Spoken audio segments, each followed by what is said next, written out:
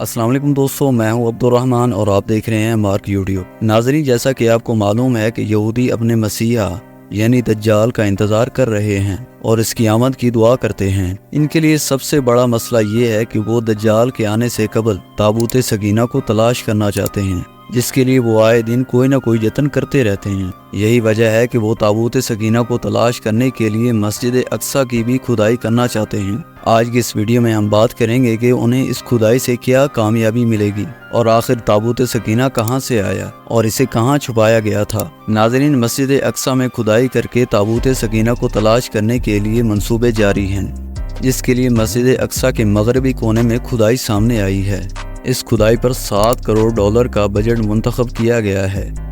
دوسری جانب فلسطینی گورنمنٹ نے اس صہیونی منصوبے کو براہ راست قبلہ اول کے خلاف قرار دیتے ہوئے کہا ہے کہ یہ رقم کھدائی کے لیے نہیں بلکہ مسجد اقصی کو شہید کرنے کے لیے مختص کی گئی ہے، کیونکہ اس رقم سے مسجد اقصی کے گرد کھدائی کر کے مسجد اقصی کی بنیادوں کو کمزور کیا جائے گا۔ مسجد اقصی کے گرد کھدائی صہیونی ایجنڈا کی سازش ہے اور مسجد اقصی کے وجود کو خطرے میں ڈالنا ہے۔ ناظرین، تابوت سکینہ کے بارے میں اکثر مفسرین کا خیال ہے کہ یہ جنت میں حضرت آدم علیہ السلام کے ساتھ ہی اتارا گیا۔ یہ تابوت شمشاد کی لکڑی کا ایک صندوق تھا۔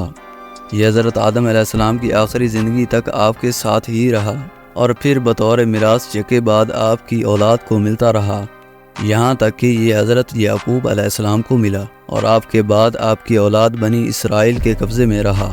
اور یہ صندوق جب حضرت موسیٰ علیہ السلام کو مل گیا تو آپ اس میں تورات شریف اور اپنا خاص سامان رکھنے لگے، لہٰذا یہ بڑا مقدس اور بابرکت صندوق تھا۔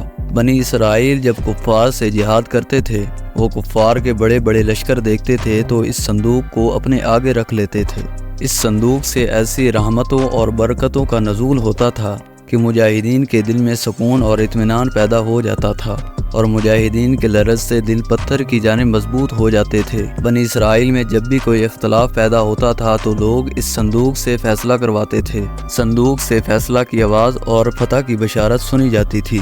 بنی اسرائیل اس صندوق کو اپنے آگے رکھ کر وسیلہ بنا کر دعائیں مانگتے تھے تو ان کی دعائیں قبول ہوتی تھیں اور بلاؤں کی مصیبتیں اور وبائیں ٹل جایا کرتی تھیں۔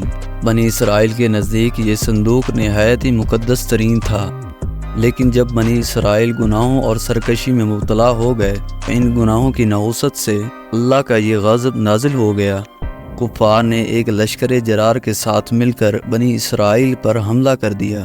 کفار نے قتل عام کر کے ان کی بستیوں کو تہس نہس کر دیا اور اس صندوق کو بھی اٹھا کر لے گئے۔ انہوں نے اس صندوق کو کوڑے کی جگہ پر پھینک دیا، یہاں تک کہ کفار کو یہ یقین ہو گیا کہ یہ سب صندوق رحمت کی بے ادبی کی وجہ سے ہم پر عذاب آیا ہے، تو ان کافروں کی آنکھیں کھل گئیں۔ چنانچہ انہوں نے اس صندوق کو ایک بیل گاڑی پر لاد کر بنی اسرائیل کی طرف واپس لے آئے۔ پھر اللہ تعالیٰ نے 4 فرشتوں کو مقرر فرما دیا جو اس صندوق کو بنی اسرائیل کے نبی حضرت شمویل علیہ السلام کے پاس لائے۔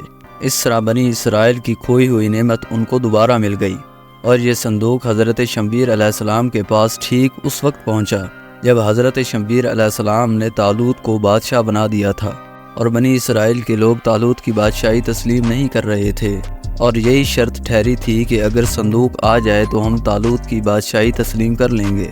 چنانچہ صندوق آ گیا اور بنی اسرائیل طالوت کی بادشاہی تسلیم کر گئے۔ حضرت داؤد علیہ السلام کے زمانے تک اس صندوق کو رکھنے کے لیے کوئی خاص انتظام نہیں تھا اور اس کے لیے پڑاؤ پر ایک الگ خیمہ لگا دیا جاتا تھا۔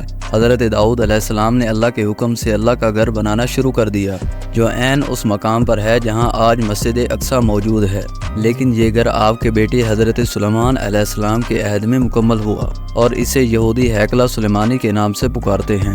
اس گھر کی تعمیر کے بعد تابوت سکینہ کو اس میں بڑے احترام کے ساتھ رکھ دیا گیا اور اس طرح یہ مقام یہودیوں کا مقدس ترین مقام بن گیا۔ بعد کی ہونے والی جنگوں نے اس ہیکل کو بہت نقصان پہنچایا۔ بابل کے بادشاہ موصل نے اسے مکمل طور پر تباہ کر دیا اور آگ لگا دی۔ وہ یہاں سے مال غنیمت کے ساتھ ساتھ تابوت سکینہ کو بھی لے گیا تھا اور اس حملہ کے بعد ہیکلہ سلیمانی کی کوئی اصل چیز باقی نہیں ہے۔ ان تمام تباہیوں میں تابوت سکینہ کہیں غائب ہو گیا اور اس کا کوئی نشان نہیں ملا۔ آج بھی یہودی ماہرین اس کی تلاش میں لگے ہوئے ہیں تاکہ یہ اپنی اس روحانیت کو واپس پا سکیں جو انہیں کبھی عطا کی گئی تھی۔ اس پر انگریز، یہودیوں اور عیسائیوں نے بڑی ریسرچیں کی ہیں۔ تو دوستو یہ تھی ہماری آج کی ویڈیو۔ اگر آپ کو ویڈیو اچھی لگے تو اپنے دوستوں کے ساتھ لازمی شیئر کریں۔ آپ نے اگر ہمارا چینل ابھی تک سبسکرائب نہیں کیا تو ابھی کریں۔ تو ملتے ہیں ایک نئی ویڈیو میں۔